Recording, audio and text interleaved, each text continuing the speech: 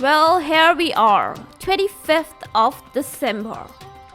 Yes, it's the Christmas Eve. The much awaited holiday season is finally here. Let's ponder over what is Christmas? It's not an external event at all. No, it is not. I myself do not celebrate, but just pondering over on this festivity season and season of all the blessings and good wishes, what is Christmas? It's not an external event at all. It is actually a piece of one's home that one carries in one's heart.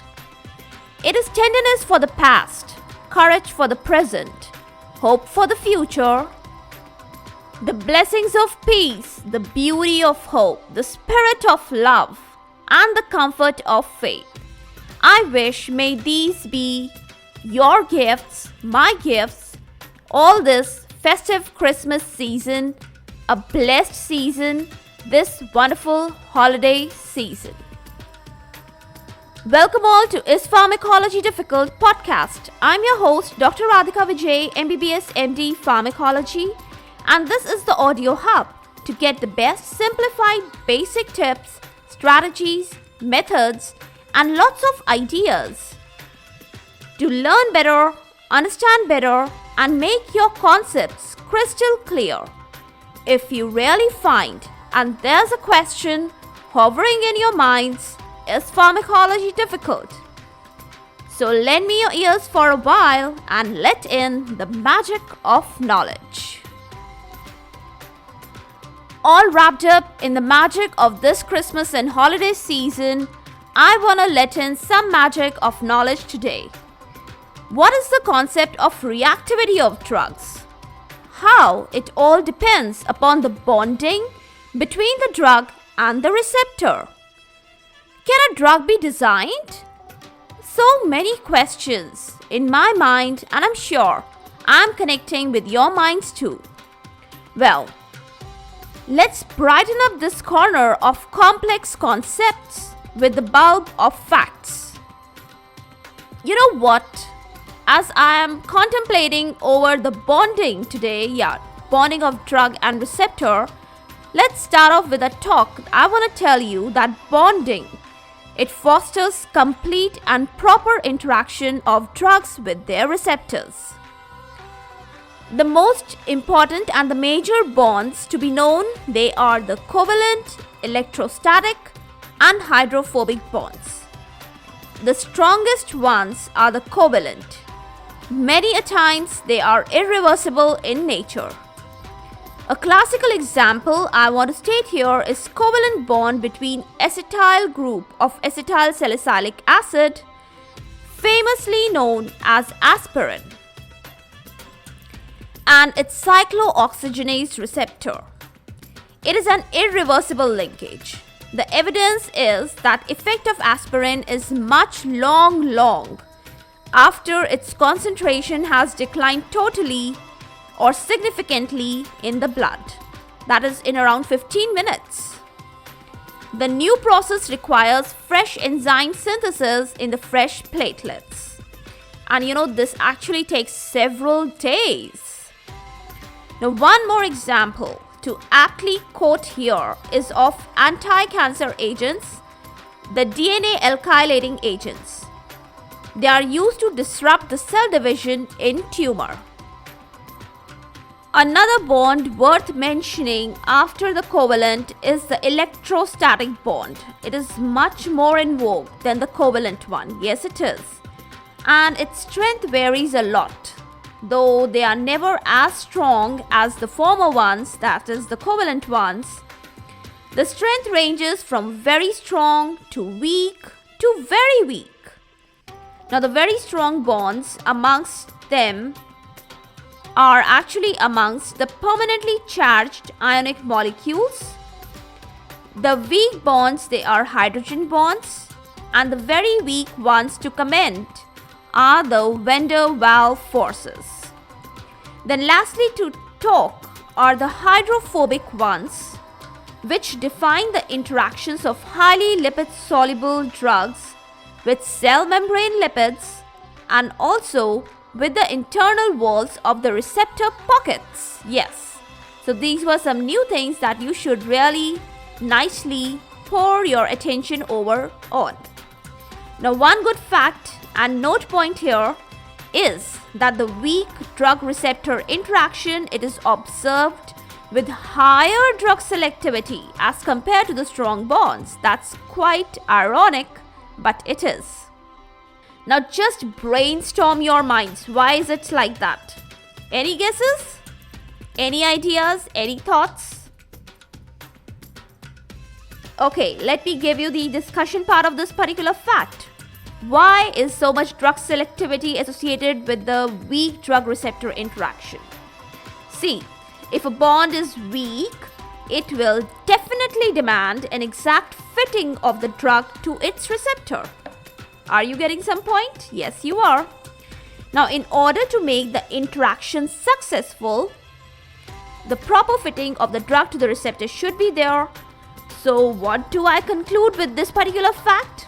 That for a short-acting, specific drug action, it should be designed for weak drug receptor interactions, and it should not be designed for covalent, strong, irreversible bonding. Got the idea? See, that was really a brilliant idea. Now I would like to draw your attention towards the inert chemical nature of drugs. Drugs are sometimes inert, but they show a significant pharmacological profile and action. A very famous classical example is of xenon. Xenon is a gas and it is used for anesthetic purposes at high pressures. It is inert in nature and has a very good pharmacological activity. Okay, next I would like to comment upon the shape of the drug. Yes, that's very important. Though I have talked a little about chirality, but I want to talk in detail here. Ideally, the shape of the drug should be complementary to the receptor. It should be. And here comes into play the concept of chirality. Chirality is very well known as stereoisomerism. Well, you can get it right with the example of something like a glove, gloves fitting in the proper hand, in the respective hand. See, left glove, it fits in the left hand, and right glove fits in the right hand. The left hand side fit is not much proper for the right hand glove, and it is also true vice versa. Got the concept of chirality? Yes, I'm sure you might have tried and getting to understand this particular thing. Now let me explain in much better way with a very simple example. See, carvedilol, it is drug for the heart. It has single chiral center and it has two enantiomers. The S1, that is negative enantiomer, it is actually a potent beta blocker, while the R1, capital R, that is positive one, it is a weak beta blocker. So that makes a lot of difference. And both are equally blocking the alpha receptor. That's again a very big difference. I hope you're able to get the importance of stereoisomerism exhibited by the drugs now. Now, I want to tell you for your kind knowledge and information that enzymes are too usually stereoselective. One drug may be more or less susceptible to a specific enzyme, and that all affects the duration of action of drug also. Now, one thing I got to know after deep study, yes, I really want to share with all of you here at particular point. It's a very interesting thing. Now, even after the knowledge of chirality, the stereoisomerism is so much in vogue nowadays. And very often the racemic mixtures of drug, you understand what are the racemic mixtures? That is both enantiomers, they are mixed together rather than using a separate form. Now, they are used for the clinical studies, for the drug efficacy, drug elimination, and even they are marketed thoroughly. Now, what's the drawback of this particular thing? Have you ever wondered about it? Let me tell you. Well, the person taking the racemic mixture is actually taking the drug around 50% less active or inactive than the separate isomer form. Yes, that is the truth. But still, why it is so common? You know why? Because no set or standard or proper evidence of the less adverse drug reactions with the racemic compounds has been known as compared to the single active enantiomers. So that is why, the racemic mixtures are so thoroughly marketed, used, and they are not able to be overpowered by the single active enantiomers. That was a quick, important, interesting thing I wanted to share with all of you. Now, lastly, I want to comment a little upon the rational drug designing. Now, though in future I may take up this topic in a lot of details, I may. That's why I'm telling you it may not be possible, but some quick facts about it at this particular point I want to tell you. So let's get to know. The first point is that if you know that about a biologic receptor of drug, then you can predict the molecular structure of the drug. That's the first concept associated with the rational drug designing. Got it? Second point. But till now, this has not been practically possible. No receptor is known in detail yet. That's a fact. Third point. Now, as with the advance of information and technology, though some 3D structures of receptors have been known, and they have allowed the drug development process based on the molecular design. That is with the advance of technology. Got it? Fourth point. There are computer programs which in fact optimize the drug structures to fit the known receptors. And this is what is in real forms the rational drug designing. That's quite interesting, huh? Well, more interesting things I have in store for you all to know. Something like drug categories, how the drugs are named, etc., and much more. All to be known in the next episode. So, what are your Christmas plans? What are your holiday plans? I'm sure there's nowhere pharmacology coming in between of your wonderful plans.